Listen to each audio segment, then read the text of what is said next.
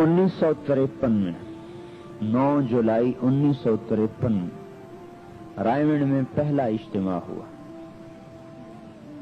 जिसमें मौलाना यूसुफ साहब रहमतुल्लाह अलैह तशरीफ लाए। 1951 में वहां डेरा लगाया गया रायगढ़ में, और 1953 में 9 जुलाई पहला इज्तिमा रखा गया। तो थोड़े से लोग एक छप्पर बनाया था मस्जिद का, एक छप्पर बना दिया मजमे का। इज्तिमा खत्म हुआ तो मौलाना यूसुफ साहब रहमतुल्लाह अलैह ने सारे पुरानों को जमा किया, फिर उनमें बयान फरमाया कि ये मरकज है और मरकज आबाद होता है कुर्बानियों से। वो दीन का मरकज जो पैसे से चले वो आगे चलकर गुमराही का जरिया बनता है, और वो दीन का मरकज जो जान माल की कुर्बानी से बने वो आगे चलकर हिदायत का जरिया बनता है। और इस मरकज को आबाद करना है, कौन है जो मेरे हाथ पर मौत की बैत करता है। न ये 4 महीने का काम है न चिल्ले का। भाई 4 महीने चिल्ले का क्या मतलब है, कारोबार मेरा काम कोई और है, उसमें से थोड़ा सा खैरात आपको भी दे देता हूं। तो अभी तो हम तबलीग को एक साइल की तरह टाइम दे दें। साइल का तब 1 रुपए का सवाल है, 1 रुपए का सवाल है, तो वो भी कहते भाई चिल्ले का सवाल है, तो हम भी कभी कभी चिल्ला उसको फेंक देते हैं, चल भाई चिल्ला तबलीग को साइल को दे दी। तो मौलवी साहब रहमतुल्लाह अलैह ने फरमाया कि ना 4 महीने न चिल्ला, ये पूरी उम्मत की जिंदगी का काम है और उम्मत को इस पे लाना है। तो कुछ लोग ऐसे चाहिए जो मेरे हाथ पर बैत करें कि हम मर जाएंगे इस मरकज को नहीं छोड़ेंगे, और भूख आएगी रोटी नहीं मिलेगी और हमारा कोई जिम्मा नहीं रोटी देने का, और प्यास आएगी और हमारा कोई जिम्मा नहीं पानी मुहैया करने, और बीमारी आएगी और हमारा कोई जिम्मा नहीं दवाई देने का, और यहां से हिलेंगे नहीं। बोलो कौन तैयार है?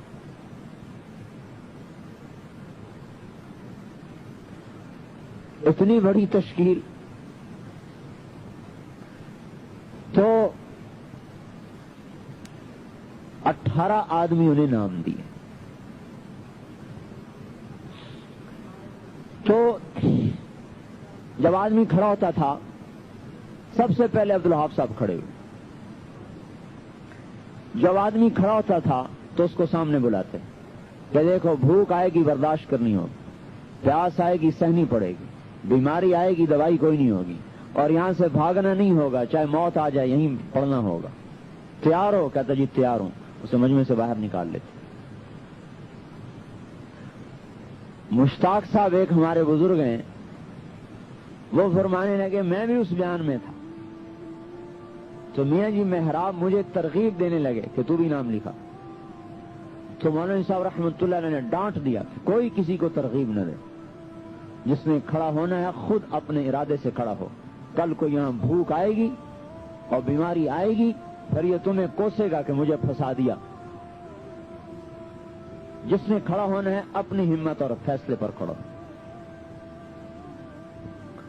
तो उन 18 आदमियों से बैत ली कि यहां से नहीं हिलना चाहे मौत आ जाए। तो उन सब ने यह फैसला किया कि यहां से नहीं हिलेंगे चाहे मौत आ जाए।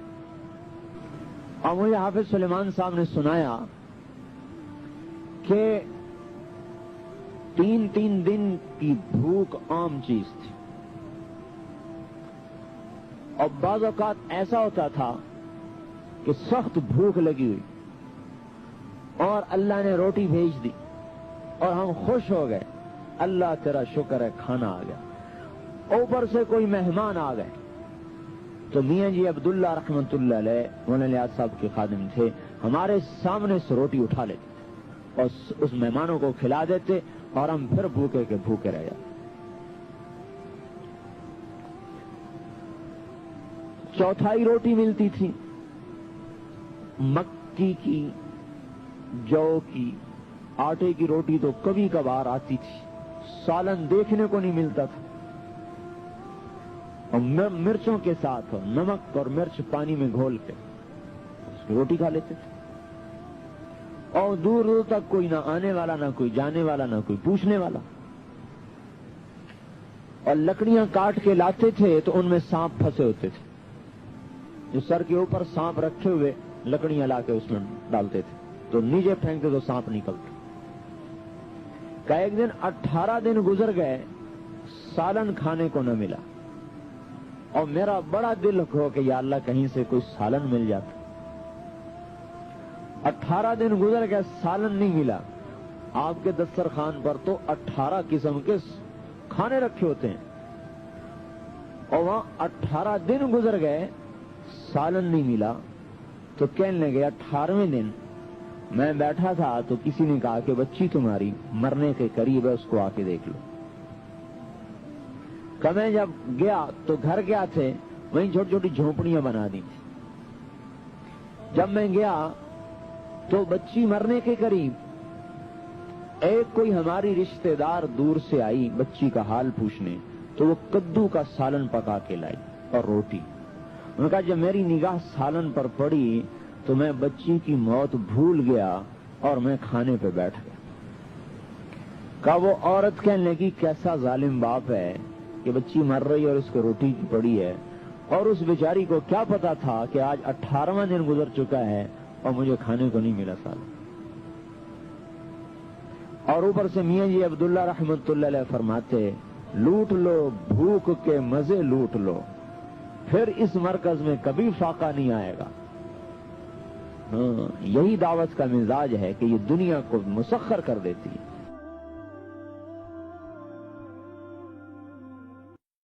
Excuse me.